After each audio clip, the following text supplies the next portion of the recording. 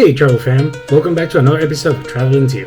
This one's a little bittersweet because it's my last stop in the UK and it was such a blast. From incredible architecture, so much history, and those classic UK vibes. I wrap up my trip with a quick visit to Edinburgh. It wasn't much time, but I did what I could and I'm excited to show you around. Edinburgh is really something else.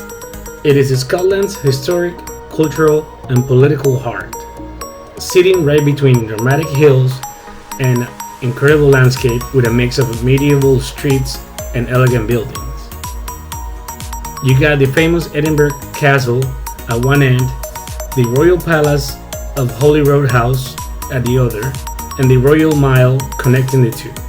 The old and new towns are UNESCO World Heritage sites, so you can literally walk through centuries of history just by wandering around. It is a city of free museums, lively pubs, green parks everywhere like the Princess Street Garden, and of course the world famous Edinburgh Fringe Festival. Let me give you some fun facts that I found out here in Edinburgh.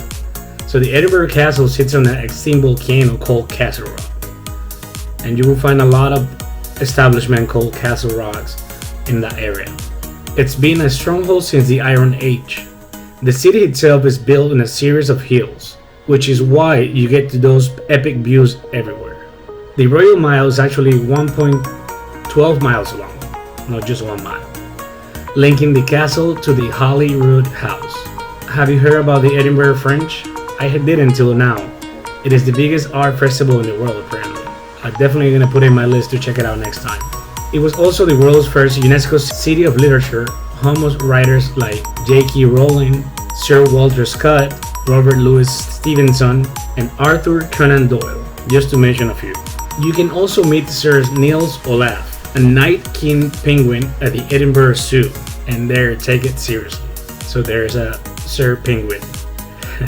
Scotland's national animal is the unicorn. I'm not surprised. It is a magical place, and it was chosen way back in 1369. Edinburgh had the UK's first ever fire service.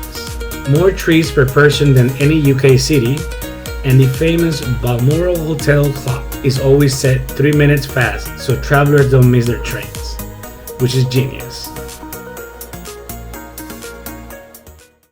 Hey travel fan, what's up? It's me, Travelingtio. We are in... it's hard to see because the camera is following me. We're in Edinburgh.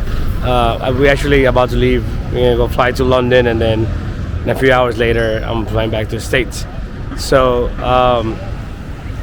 didn't get to see much of Edinburgh, but this is the most fascinating thing that I saw.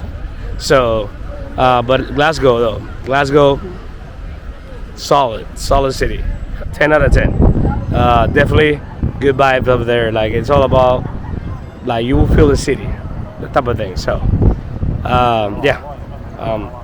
again, thank you for watching. If you enjoy this or whatever, like and subscribe, tell your friends about it. I need to I want to hit 500 subscribers before December 31st to 2025. Okay, that's my goal this year. So if you can help me, I will highly appreciate. And I love you, and you're special, right?